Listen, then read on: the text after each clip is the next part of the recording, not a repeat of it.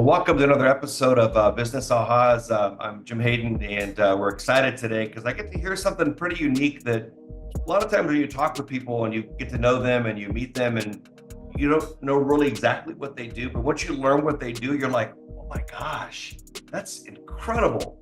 Well, that's the case today. But I wanted to back up the train because Hugo's a captain. He's a captain of a ship, not a boat, a ship.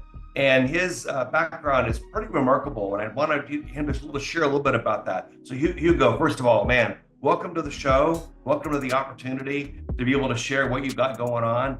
And I'm super excited today because you really are onto something that excites me. And your background is amazing. So first of all, welcome. Well, thank you very much, Jim, for this opportunity. Really, I'm very glad to be here. You're very welcome. So walk me through why you decided to be a captain or be involved with vessels and water. Walk me through that, the history.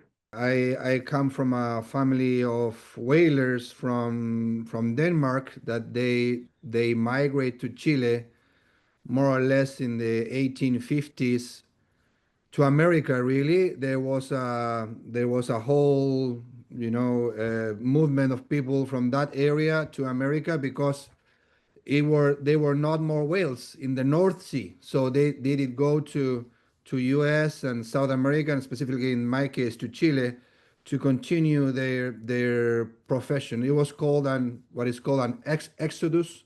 We reconnect to the sea. Specifically with my father, he did become a Navy officer here in Chile, and I did follow his career, and we have related with the sea since then. Since a long time ago. Yeah. So you said back in 1850. So first of all, Hugo, what is a whaler? Well, in those times, it was a very hard job. The typical story is the story about Moby Dick, that it was inspired in Chilean waters, for you to know. So that's why that the whalers of those times did know that the story was called Mochadik. It was a specific whale that was living around these islands, that an island that we call Mocha Island in Chile. And that was a famous story, and that's why the whalers did come to US, because from US was the typical ships that were going around, and the Chile was the place for the whaling was happening, specifically the sperm whales. And at those time was the name of the Progress, right? Was the Progress, the oil from the whales were enlightening the Industrial Revolution. But then we did know that it was a big harm that finally they were doing. Of course, they didn't know that they were the heroes of that time, but we didn't know that finally it was becoming a big harm. So you mentioned something a minute ago, and you shared this with me when we met. Hugo, I know you're a humble man. You're a hero, man. You've saved people's lives when you were in the Navy. That was part of your Yeah. job. Walk me through that time of your life. I was 25 when I become a naval aviator. Then that's a very it's kind of challenging. Only like 20% of the people that apply to that become a naval aviator. And then everything went very well. I was very good at acrobatics, specifically, very good one. And that's why then it means that I have a kind of good hand, and that's why I become a helicopter pilot, because to be a helicopter pilot you have to be very very aware of everything, and you have to have a good feeling of the helicopter. And then I was in charge, as I told you, of the station that is kind of in the central, in the south part of Chile. But then I was also the chief of the station, the helicopter station of the most southern helicopter station of the world, in Port Williams, in the southern city of the world.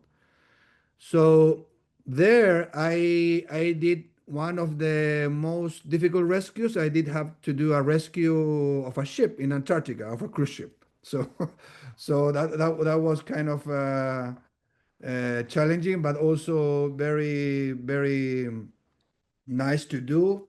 That's fascinating. So, so Hugo, what led you in this in your career to what you're doing now at Positive Polar? When I was in that station in Port Williams, the helicopters there support the Chilean Navy icebreakers. So all of the summer, our summer, between November and March, I was out of the house sailing and flying with the helicopter squadron into Antarctica. And usually we do several jobs there. We do maintenance of the lighthouses, support to the scientific bases from all over the world. You know, rescue if we are there patrolling, supporting vessels. You know, civilian vessels, U.S. vessels, Europe vessels, and everything. As I said, we did a rescue of a cruise ship there, and nothing so bad.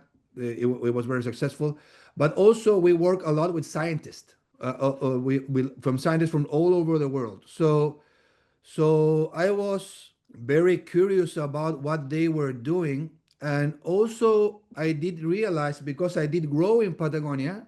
I did grow there when I was a child. I spent my best time from my childhood there, having these incredible winters during the 80s, just like the movies, you know, the lagoons did get froze. I was ice skating and all of that, with waiting for the winter. We really literally wait for the winter to play with the snow, with the you know, the ice skating and all of that. But then when I was having my own childs, it was totally different. Specifically in Punta Arenas, it didn't snow anymore as was when I was a child. The lagoons didn't froze anymore either. And so I did realize that something was happening, specifically in the environment, and also because of working with the scientists, I did know that all of the glaciers was retreating, and I was receiving feedback of my own observations, and also working with scientists. So I was kind of proud of my country to have these different weathers, and I'm also very good in the cold. So I was kind of, no, I want to keep this environment as I enjoy, right? I want my child to enjoy this winters and everything. And that's how I did research about what to do if there's something to do to stabilize the environment. And I'm also an engineer, and I did know about a scientist from US called John Martin, and he was proposing a technique called ocean fertilization, and he was saying with a very powerful statement, give me a half tanker of iron and I will give you an ice age. So I was, wow, what is what is this statement coming from a very known scientist and everything? I said, well, I must know more about this. I did participate in a contest of papers for the anniversary, the 200 years anniversary of my country, of future policy implementations. So I did propose to my country to start ocean fertilization in the seas, and I did win this contest, but then nothing happened. So they pay me some money. At those time was like $1,000. I was very happy about that. I was having only my Navy salary, so it was kind of a lot for me. but but then I said, well, nothing's happening. What can I do? So I said, okay, I will make a business about this, and I did start planning my way out of the Navy and becoming a businessman and start a business related with this. Walk me through what you're doing now with Positive Polar today. Well, what we are doing right now is we are in a fundraising. We are raising funds for acquiring a ship and start doing our scientific expeditions that will start researching, and this is where all connect.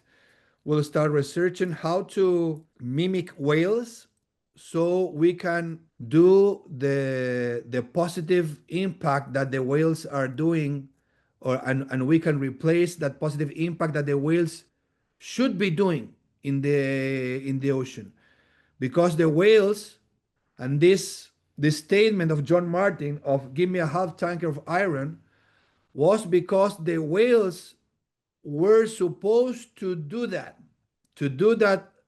fertilization. But because we catch almost all of the whales, that fertilization is not happening in the oceans.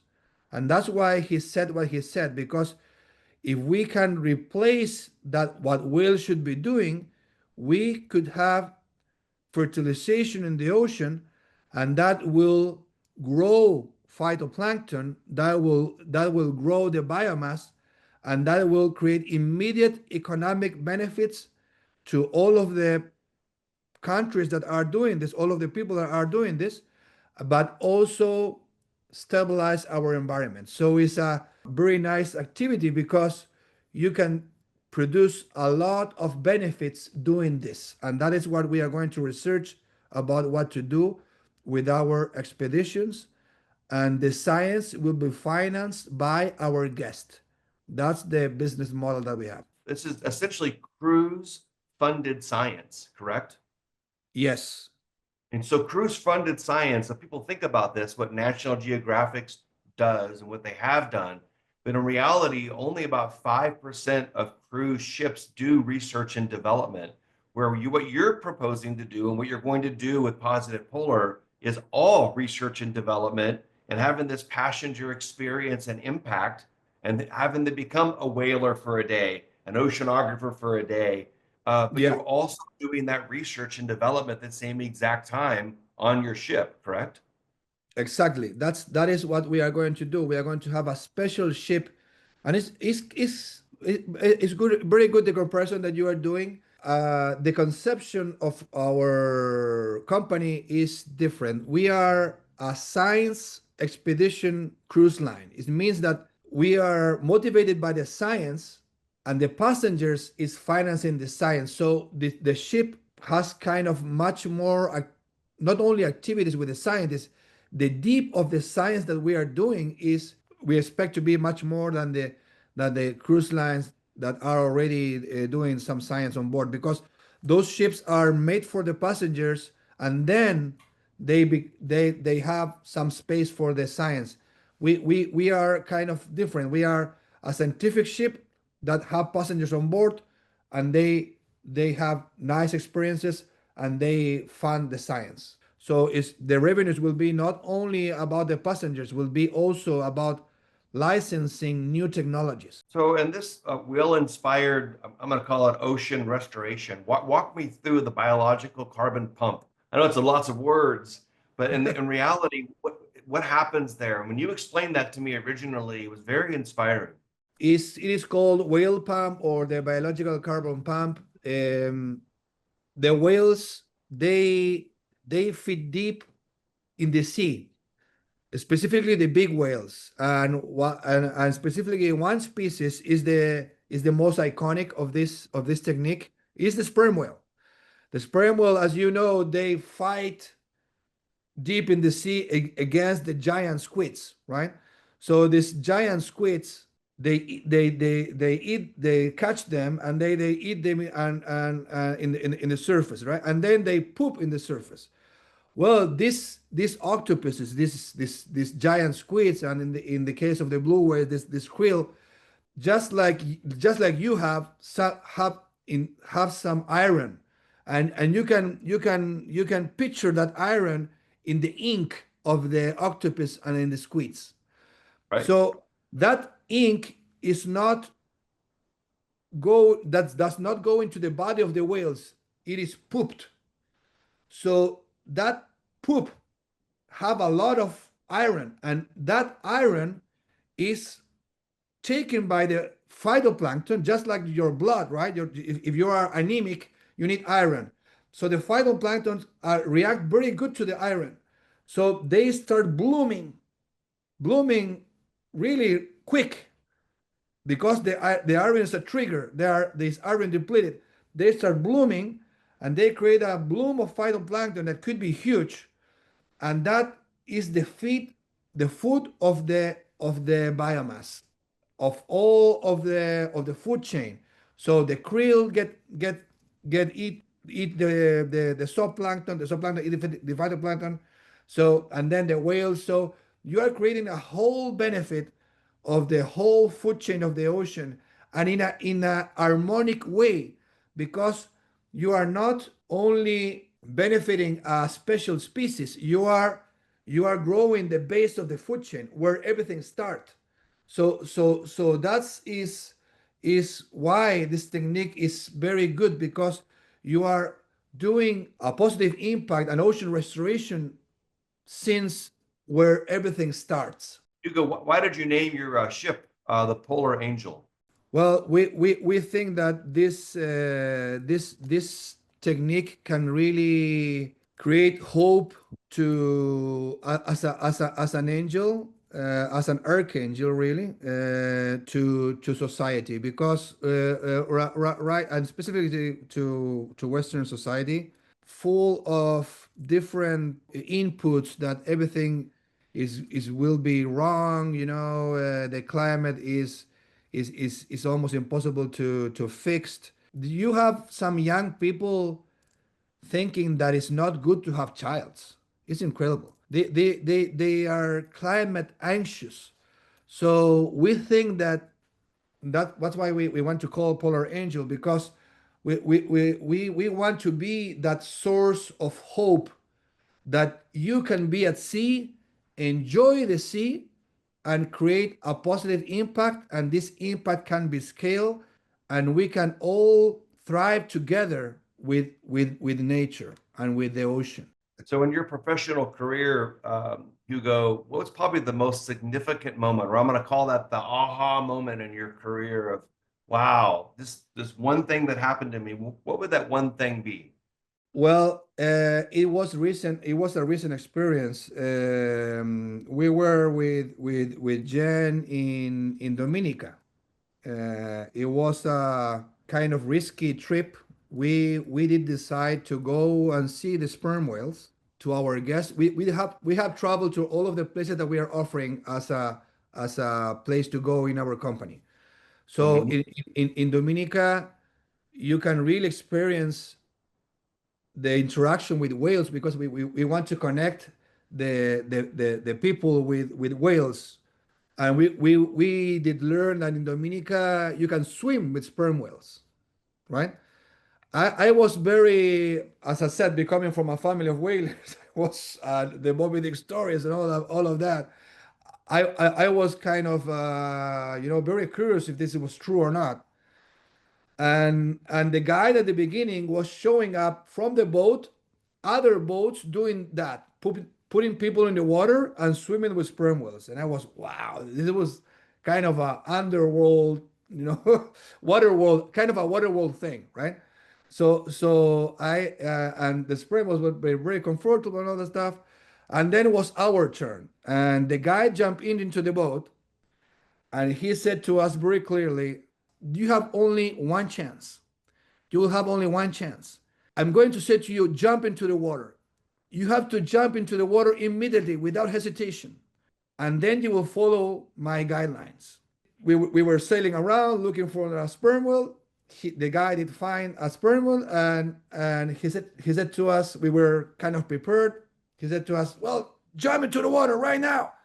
We jumped into the water. I did fix my mask and everything, and I and I saw a female sperm whale with her calf just swimming to us. And I said, what the? I didn't know it was friendly or not. I did get afraid because they were swimming not so fast, but swimming to us. And my first thought was, this guy made a mistake. This guy put us into the water with a mother and her calf. So the mother will try to defend her calf, and he's going to strike us, eat us, or whatever. I didn't know that I was nothing for her.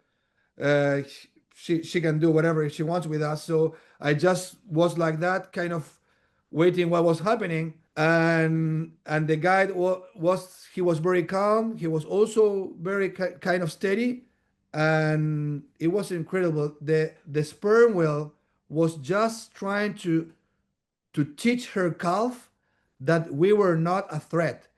And and you can really feel that and sense that, how the whale was swimming slower and slower to us, kind of saying to the calf, take your time.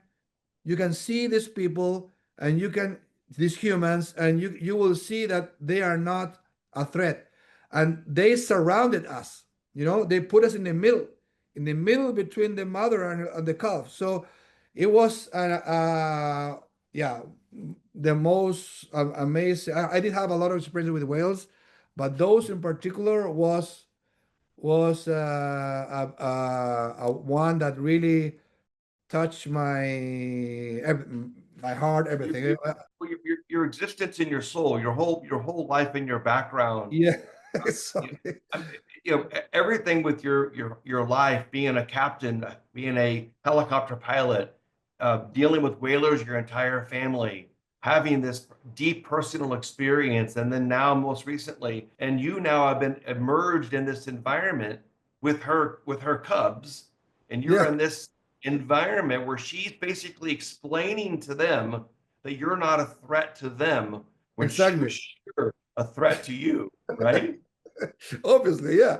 That was the whole point. So, as you said, a has moment that I did have into this everything that I have done. It was really, it touched everything, and it helps me to also understand how intelligent these living creatures are. How they can change according to the context and the situation they behavior. They want to Right. really connect with us, to us to be friendly with them. And that is what I want to project, and be also other people to understand that the whales are there to help us. They have an incredible way that we can mimic, and we can really restore the environment thanks to them. And that's the whole concept of positive polar. We can Well, really, listen, mimicking whales, restore the ocean and restore the environment. we hear many stories about people having their aha moment with their parents, and something happened in their career, something happened with their family. For you to be able to meet this beautiful, incredible mammal, and your respect for them for your entire history, and then backing up your family history back in the 1850s, being whalers, and now you having the experience, you're probably the only one in your family that purposely jumped in the water to be with the Yeah. whale Yes. ever. Yeah. Yeah. And for you to give for part of your career, and being a hero in the Navy and being a helicopter pilot in some of the most difficult ocean waters in the entire world, we appreciate you. And Hugo, if people want to learn more about Positive Polar, you have some crowdfunding going on, correct? Yes. Yes. We are very excited about that. We have a crowdfunding and campaign with the company called We Funder. So everyone can invest. We want to really create this as a movement. I want to transmit the experiences to the other people, and hopefully our future passengers on the ship. but this is for everyone. This is for everyone. It's a message of hope. So that's why we decided to start a crowdfunding, because everyone can invest from $100. So if you want to be part of our company, you can do it right now, and it will be. But we said do well by doing good. So Doing well by doing good, and also visiting positivepolar.com, correct? yes, in positivepolar.com you will have that everything there. We have the link for the investment landing page, and you have now we have a special section called our expeditions that is getting better and better. But you can see the explanation of our expeditions, where they are going to be, how they are going to be. Also, there's the explanation of the science that we are developing. So there's a lot of information there that you can see and follow. Yeah. Awesome. Hugo, great having you. So folks, I'll tell you, I'm speechless. I mean, having an aha moment for him to have the experience that he's had his entire life, what he was able just to recently experience. And I didn't know, he told me today for the first time. I was unaware he went on this trip and didn't invite me. I'm not sure if I could have jumped in the water. But at the end of the day, having that level of experience in life and how fragile life is and the impact that Positive Polar is making. So on behalf of our entire team at Board Developer and Business Ahas, here's another episode. And folks, until next time, have a great rest of your day and rest of your week. Take care. Bye. Thank you very much.